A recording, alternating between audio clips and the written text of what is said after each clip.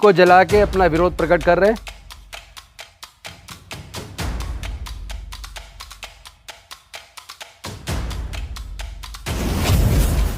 लोग इस बिल को जला रहे हैं, प्रतीकात्मक तरीके से इस बिल को जला के अपना विरोध प्रकट कर रहे हैं। मैं जय मंडल, जय फूले, जय भीम के साथ इस जो बिल है उसका मैं विरोध करती हूँ और मैं चाहती हूँ कि जो देश की 25% महिलाएं हैं उनको भी इस बिल में हक मिले। इसलिए इस हक के विरोध में हम इस बिल को जलाते हैं।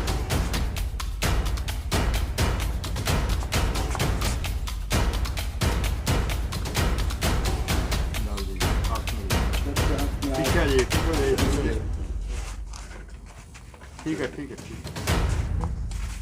Thank you.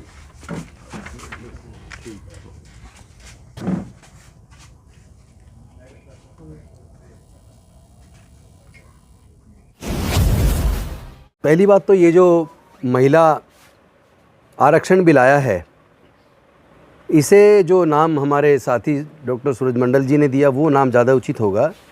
ये स्वर्ण महिला आरक्षण बिल है।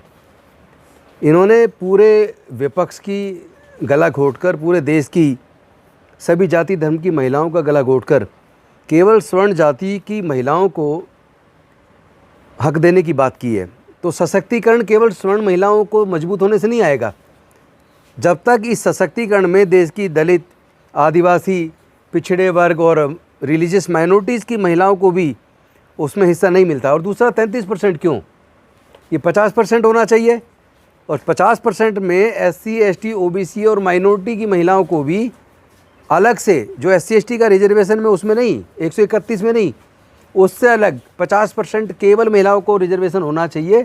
उस 50% में SC, ST, OBC और माइनॉरिटी की महिलाओं को भी उनमें रिप्रेजेंटेशन मिलना चाहिए। अगर वो नहीं मिलता है तो ये देश की महिलाओं के साथ धोखा है और हम इसके खिलाफ़ एक बड़े आंदोलन की तैयारी कर रहे हैं। पूरा देश देख रहा है, पूरे देश के समाज के लोग, पूरे देश की समाज की महिलाएं, चाहे वो SC, ST, OBC और माइनॉरिटी के लोग हों, वो अपने आप को ठगा हुआ महसूस कर रहे हैं। ये इनकी नीयत एक्चुअली में SC, ST, OBC माइनॉरिटी को मुख्य धारा में लाने की नहीं है और ये एक धोखा पूरे देश के साथ हो रहा है। ये धोखा हम होने नहीं देंगे। आने वाली 30 तारीख को हम आह्वान कर रहे हैं, 30 तारीख को पूरे देश से DMs के माध्यम से ज्ञापन राष्ट्रपति जी को दिए जाएंगे, अलग अलग जगह पे सिग्नेचर करा के, लाखों सिग्नेचर्स के कैंपेन के साथ। और राष्ट्रपति जी से अपील की जाएगी कि आप इस पे अपने सिग्नेचर मत कीजिए ताकि नोटिफिकेशन ना हो पाए जब तक कि SC, ST, OBC माइनॉरिटी की महिलाओं को अलग से उनको हिस्सेदारी नहीं मिलती है। तब तक मुझे लगता है कि इस महिला आरक्षण का कोई महत्व नहीं रह जाता। और सशक्तिकरण, महिलाओं की सशक्तिकरण, स्वर्ण कास्ट की महिलाओं की सशक्तिकरण से तो महिलाएं सशक्त नहीं होंगी, वो तो पहले से ही उनका समाज सशक्त है। और मुझे लगता है जो मनुस्मृति में जो स्थिति इन्होंने रखी है महिलाओं की, तो स्वर्ण महिलाओं को थोड़ा सा कुछ दे के बाकी महिलाओं को आज भी उसी तरह गुलाम बना के रखना चाहते हैं। उनकी हकमारी ये लोग कर रहे हैं और इसके लिए पूरा SC, ST, OBC माइनॉरिटी के लोग पूरे देश से कमर कस चुके हैं और आने वाले समय में इनको जवाब दिया जाएगा।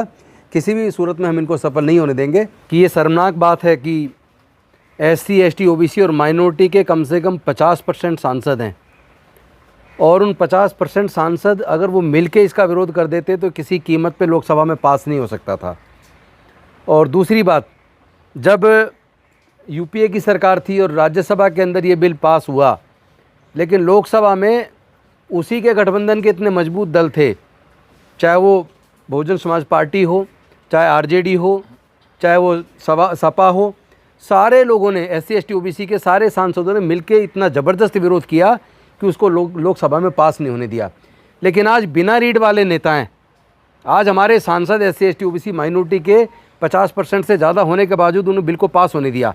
इसलिए तमाम संगठनों से, समाज के लोगों से मैं आह्वान करना चाहता हूँ, ऐसे सांसदों का जो SC, ST, OBC माइनॉरिटी के हक अधिकार को छीनने दें और उसका बल्कि समर्थन कर दें संसद के अंदर, ऐसे लोगों का भी घेराव कीजिए। ऐसे लोगों को एहसास कराइए कि अगली बार ऐसे लोगों को संसद में नहीं जाने देना है। ये भी होना बहुत ज़रूरी है, ये भी मैं आह्वान करता हूँ। जैसा कि आप सभी जानते हैं कि नारी शक्ति वंदन अधिनियम लोकसभा और राज्यसभा दोनों जगह पास हो चुका है और इस मामले में एक दिक्कत इस बात की है कि SC, ST महिलाओं को आरक्षण मिला है और लेकिन उसमें भी एक तकनीकी समस्या है। लेकिन अगर उस बिल में हम देखते हैं तो ओबीसी महिलाओं का कोई जिक्र नहीं है। तो बीइंग एन ओबीसी वीमेन मैं इस बात को कहना चाहती हूँ कि आप एजुकेशन से लेके, एकेडमिक्स से लेके, जर्नलिज्म के तौर पे देखिए, पॉलिटिक्स में देखिए, चाहे आप सिविल सर्विसेज में देखिए, ओबीसी महिलाओं का जो भागीदारी है उनकी संख्या के अनुसार बहुत कम है। मंडल कमीशन के अनुसार हम देखते हैं तो पूरे ओबीसी की जो संख्या है लगभग 52% है, और उसमें महिलाओं की भागीदारी को निकाल दे तो लगभग 25% महिलाएं इस देश की, ओबीसी महिलाएं इस देश की हिस्सा है। लेकिन हम 25% महिलाओं को इग्नोर करके किसी भी संसद का पार्ट कैसे बन सकते हैं, और वह देश डेमोक्रेटिक स्पेस कैसे हो सकता है जब हम अपने 25% महिलाओं की आबादी को पूरी तरीके से इग्नोर कर देते हैं। इसलिए मेरा सभी लोगों से अनुरोध है, और सरकार से मैं इस चीज़ को फुल्ली कंडेम करती हूँ कि कैसे हम 25% महिलाओं को इग्नोर करके इस समाज को और इस पूरे देश को हम कह रहे हैं कि डेमोक्रेटिक स्पेस है जहाँ पे सभी महिलाओं को और सभी वर्ग के लोगों को अच्छे से बोलने का और समाज में रहने का पूरा अधिकार है। तो इस तरीके से मेरा सरकार से लेकर जो भी बहुजन समाज के लोग हैं उन सबसे अनुरोध है कि इस बिल का फुल्ली कंडेम किया जाए, और हम यह पूरी कोशिश करेंगे कि राष्ट्रपति महोदया इस चीज़ पर एक्सेंट ना दें और यह बिल किसी भी तरीके से संसद में लागू नहीं होना चाहिए। अगर लागू हो जाएगा तो यह बिल पूरी तरह सवर्ण महिलाओं का कब्जा होगा। यदि हम बिहार की बात करते हैं तो बिहार लेजिस्लेटिव असेंबली में देखते हैं कि बस 3 महिलाएं हैं वहाँ के लेजिस्लेटिव असेंबली में, जबकि वहाँ पर जो शासन करने वाले लोग हैं, जो सत्ता में लोग हैं, वो बहुत ही ओबीसी समाज से लोग हैं। लेकिन जहाँ पे ओबीसी का रूल है वहाँ पे भी महिलाओं की भागीदारी कम है। तो ऐसे में हम कैसे कह सकते हैं कि महिलाओं की, अगर हम उनका नाम ही नहीं रखेंगे बिल में तो उनकी भागीदारी एकदम ही शून्य हो जाएगी। जैसा कि हम मंडल कमीशन का इतिहास देखते हैं तो हमें आज़ादी के लगभग 40 वर्ष बाद पुरुष और महिलाओं को जॉब में आरक्षण मिला। उसके बाद 2007 में हमें एजुकेशन में आरक्षण मिला, और उसी आरक्षण की बदौलत हम लोग फर्स्ट जनरेशन है जो दिल्ली यूनिवर्सिटी और जेएनयू का चेहरा देख पा रहे हैं। यदि हमारा बिल में नाम नहीं होगा तो हम संसद का भी कभी चेहरा नहीं देख पाएंगे। और ओबीसी से ऐसे तमाम मुद्दे हैं जो संसद में अभी तक उस चीज़ को एड्रेस नहीं किया गया है। तो यदि ओबीसी महिलाओं की भागीदारी वहाँ पर रखी जाएगी और उनसे रिलेटेड तमाम इश्यूज़ हैं, उनको क्रिएटिव क्लास कहा जाता है, तो मैं चाहती हूँ कि क्रिएटिव क्लास की भी महिलाएं संसद में आए और अपनी आवाज़ बुलंद करें, और उनके तमाम जो इश्यूज़ हैं, जॉब से रिलेटेड, लाइवलीहुड से रिलेटेड, उनके सोशल जस्टिस से रिलेटेड, उनके रिप्रेजेंटेशन से रिलेटेड जितने भी इश्यूज़ हैं उन सारे इश्यूज़ को तरीके से एड्रेस किया जाए। मैं बस यही कहना चाहती हूँ। और सरकार से, और जी सर जी, और 30 सितंबर 2023 को हम सभी लोग ऑनलाइन या ऑफलाइन जिस भी माध्यम से आप लोग इस पूरे बिल का कंडेम करें, चाहे वो किसी भी तरीके से कर सकते हैं, या तो आप वीडियो बना के कर सकते हैं, या तो आप पोस्ट डाल के कर सकते हैं, या आप अपने अपने आवाज़ पे इस बिल के खिलाफ आप लोग आवाज़ उठाएं। और जितनी भी महिलाएं हैं, खासकर मेरी सारी महिलाओं से निवेदन है कि आप लोग अपने आवाज़ के लिए और अपने राइट्स के लिए जागरूक हों, और इस जो मूवमेंट है इसका फेस महिलाएं बने, क्योंकि ये हमारे हक की लड़ाई है। हम यहाँ पर जितने भी पुरुष समाज के लोग हैं उनका भी धन्यवाद ज्ञापन करते हैं कि हमारे अधिकार के लिए वो हमारे आज साथ खड़े हैं। लेकिन इस जो भी आंदोलन है इसका फेस महिलाएं बननी चाहिए, क्योंकि आखिर ये हमारे हक की बात होनी चाहिए। तो मैं उन सारी महिलाओं से अनुरोध करती हूँ कि इस मूवमेंट को 30 सितंबर 2023 को जो मूवमेंट होने वाला है, चाहे वो आप अपने आवाज़ से ही करें, लेकिन इस मूवमेंट का भरपूर सहयोग दें और इस बिल का पूरी तरीके से कंडेम करें, क्योंकि इस बिल में हमारे हक की बात नहीं होगी। यदि 25% महिलाओं के हक की बात नहीं होगी तो ये किसी भी तरीके से डेमोक्रेटिक सोसाइटी नहीं होगी, सिविल सोसाइटी नहीं होगी, जहाँ पे 25% महिलाओं को इग्नोर करके किसी भी देश की संसद को एक सफल संसद नहीं कहा जा सकता है। बस मैं इतना ही कहना चाहूँगी।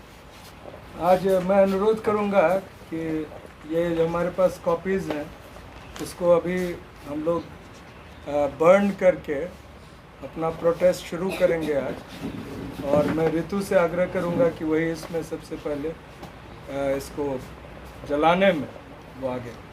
तो इंडिया है, लाइटर से काम चल जाएगा।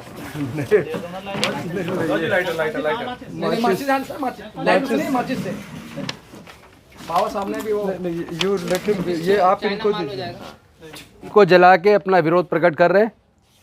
मैं जय मंडल जय फूले जय भीम के साथ इस जो बिल है उसका मैं विरोध करती हूं और मैं चाहती हूं कि जो देश की 25% महिलाएं हैं उनको भी इस बिल में हक मिले, इसलिए इस हक के विरोध में हम इस बिल को जलाते हैं।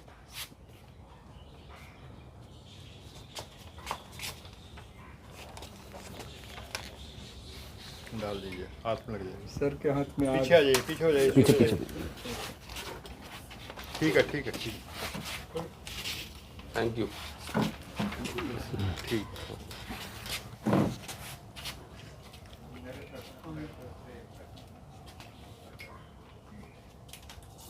इनकलाब जिंदाबाद, जिंदाबाद जिंदाबाद इनकलाब जिंदाबाद, जिंदाबाद जिंदाबाद सामाजिक न्याय जिंदाबाद, जिंदाबाद जिंदाबाद सामाजिक न्याय जिंदाबाद, जिंदाबाद जिंदाबाद फूले अम्बेडकर जिंदाबाद, जिंदाबाद जिंदाबाद बीपी मंडल जिंदाबाद, जिंदाबाद जिंदाबाद फुले अंबेडकर जिंदाबाद, जिंदाबाद जिंदाबाद पेरियार मंडल जिंदाबाद। जिंदाबाद जिंदाबाद शुक्रिया। शुक्रिया।